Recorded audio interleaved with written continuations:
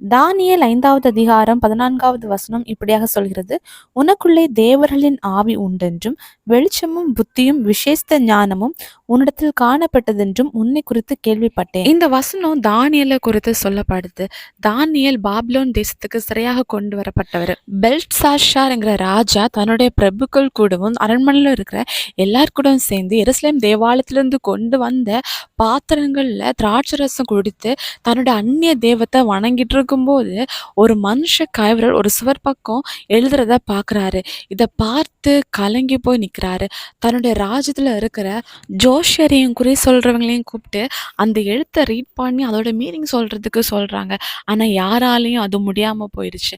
அப்போதான் தானியேலை குறித்து கேள்விப்படுறாரு. தானியேலுக்குள்ளாடி ஏதோ ஒரு விசேஷ ஆவி இருக்குது, ஒரு ஞானம் இருக்குது, அவரால் சொப்பனத்தின் அர்த்தத்தை சொல்ல முடியும், அதை விவரிக்க முடியுங்கிறத கேள்விப்படுறாரு. ஏன் தானியேலை குறித்து இப்படி கேள்விப்பட்டாருன்னு பார்க்கும்போது, தானியேல் ஆண்டவர் கூட 3 நேரமும் ஜெபிக்கிறவரா காணப்பட்டாரு. இப்போ ஆண்டவருக்கும் தானியேலுக்கும் இருக்கிற அந்த ரிலேஷன்ஷிப் பிறருக்கு முன்னாடி அவரை அறிமுகப்படுத்துறது மாதிரி மாறுது. இன்னைக்கு நமக்கும் ஆண்டவருக்கும் ரிலேஷன்ஷிப் கரெக்டாக இருந்துச்சுன்னா நம்ம பிறருக்கு முன்னாடி நம்மளை அறிமுகப்படுத்த வேண்டாம். ஆண்டவர் தருகிற அபிஷேகமே நம்மளை பிறருக்கு முன்னாடி அறிமுகப்படுத்தும். நம்மளை சுற்றி இருக்கிற ஜனங்களுக்கு முன்னாடி நம்மளை குறித்து கேள்விப்படுறது மாதிரி நம்மளுடைய சூழ்நிலைகளை ஆண்டவர் மாற்றுவார். தானியேலோட உயர்வுக்கு காரணம் ஆண்டவருக்கும் அவருக்கும் உள்ள ரிலேஷன்ஷிப் தான். இன்னைக்கு நமக்கும் ஆண்டவருக்குள்ள ரிலேஷன்ஷிப் கரெக்டாக இருந்ததுன்னா ஆண்டவர் நம்மளையும் உயர்த்துவார்.